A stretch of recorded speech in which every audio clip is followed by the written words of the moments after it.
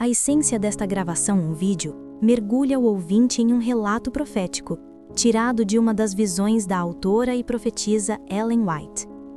O foco central da narrativa é o advento de um período de intensa tribulação e angústia para o povo fiel de Deus, um cenário de crise que antecede o retorno de Cristo.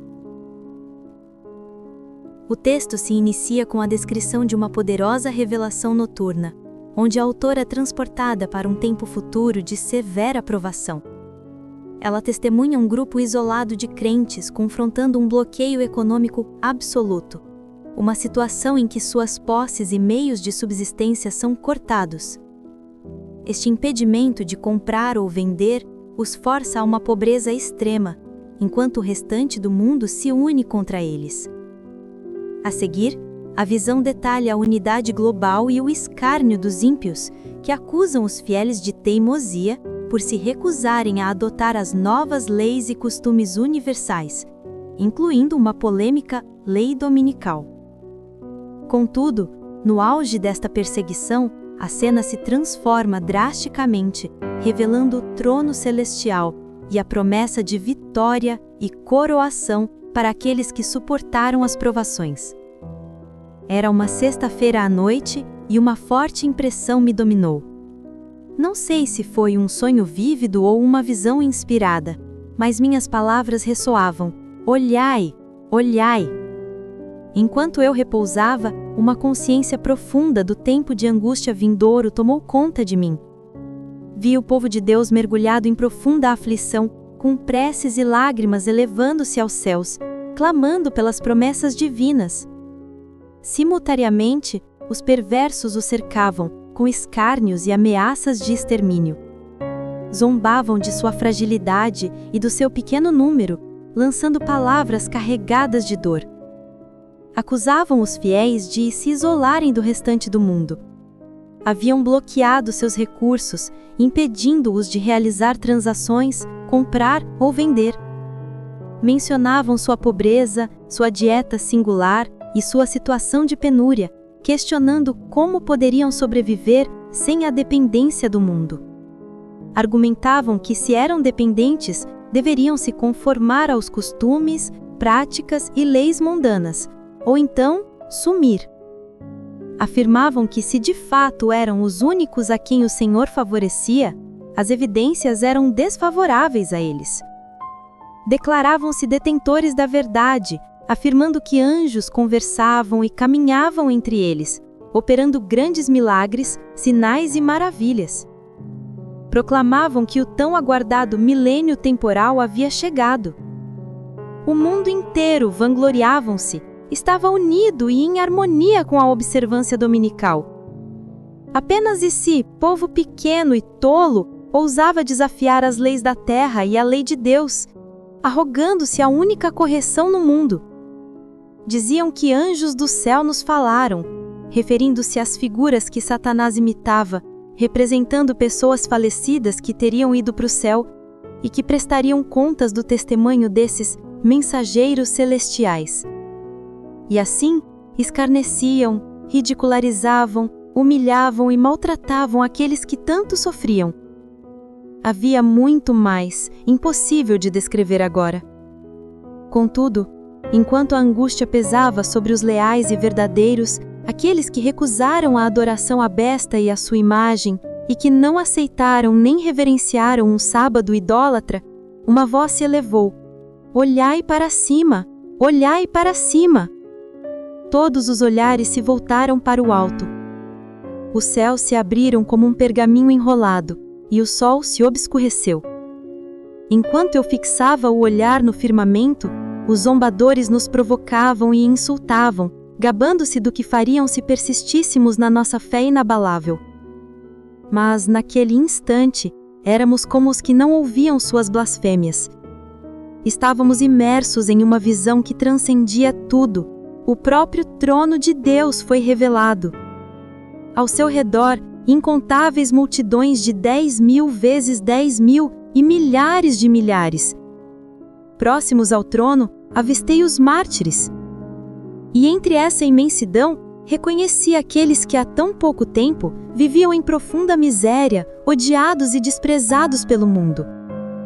Então, uma voz proclamou: Jesus, sentado no trono, amou a humanidade de tal forma que ofereceu sua vida em sacrifício para redimi-la do poder de Satanás e elevá-la ao seu próprio trono. Aquele que está acima de todo poder, que exerce a maior influência no céu e na terra, aquele a quem cada alma deve gratidão por toda a graça recebida, ele foi manso e humilde de coração, santo, irrepreensível e imaculado em sua vida, e obediente a todos os mandamentos do Pai. A iniquidade havia transbordado a terra, que estava contaminada por seus habitantes. Os mais altos escalões do poder terreno estavam poluídos pela corrupção, degradados e cheios de idolatria. Mas o tempo chegou em que a justiça colherá a palma da vitória e do triunfo. Aqueles que o mundo considerou fracos e indignos, indefesos diante da crueldade humana, serão coroados vencedores e mais que vencedores. Eles estão agora diante do trono, desfrutando dos esplendores do dia eterno. Que pensem no sol, não mais como um grupo fraco e disperso, sofrendo as paixões demoníacas de um mundo em rebelião. Os sentimentos, as doutrinas e os conselhos dos demônios se tornaram fortes e aterradores, guiando a iniquidade no mundo. Mas, sobre o domínio deles, mais poderoso é o Senhor Deus, que julga Babilônia. Os justos não têm mais nada a temer da força ou da fraude, contanto que permaneçam leais e verdadeiros. Um poder maior que o homem forte e armado está pronto para sua defesa. Todo poder, grandeza e excelência de caráter serão concedidos aos que creram e permaneceram firmes na defesa da verdade, levantando-se em firme defesa das leis de Deus. Outro ser celestial exclamou com uma voz firme e melodiosa.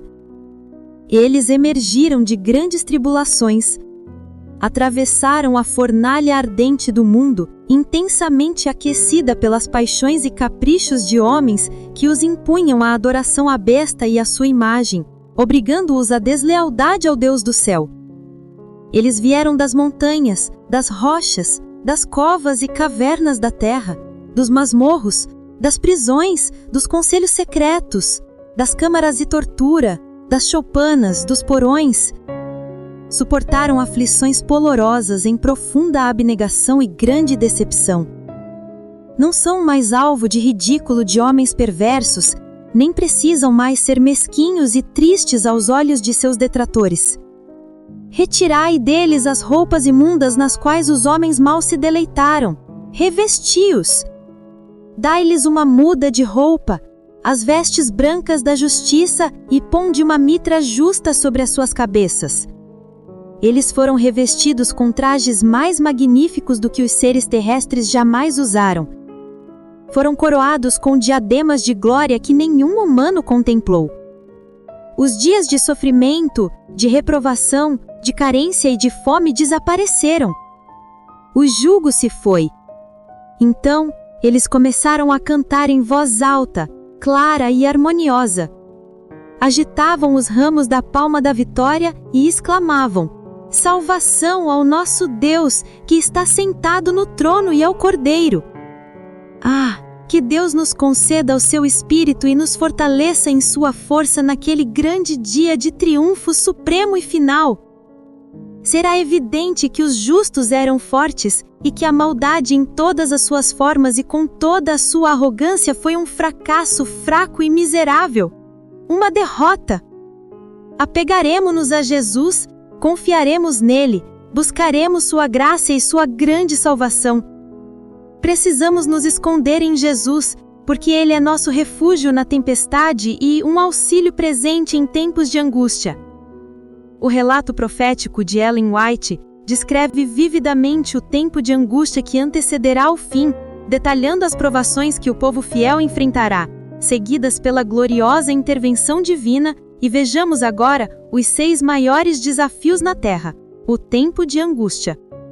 O período de perseguição será marcado por crises severas e pressão global. Veja: 1. Bloqueio econômico total. Serão impedidos de comprar ou vender, com todos os recursos bloqueados, mergulhando o povo de Deus na pobreza e miséria. 2. Unidade global e lei universal. O mundo inteiro estará convertido e unido em harmonia, aplicando uma lei dominical que força a conformidade total. 3. Isolamento e acusação. Serão acusados de assumir uma posição independente e obstinada, recusando-se a ceder aos costumes, práticas e leis mundanas. 4. Zombaria e escárnio. Os ímpios rirão da fraqueza, do pequeno número e da condição de vida dos fiéis, usando palavras cruéis para ridicularizar sua fé e dietas. 5. Perseguição em nome da verdade. O mundo alegará ser o detentor da verdade, operando sinais e maravilhas, muitas vezes personificados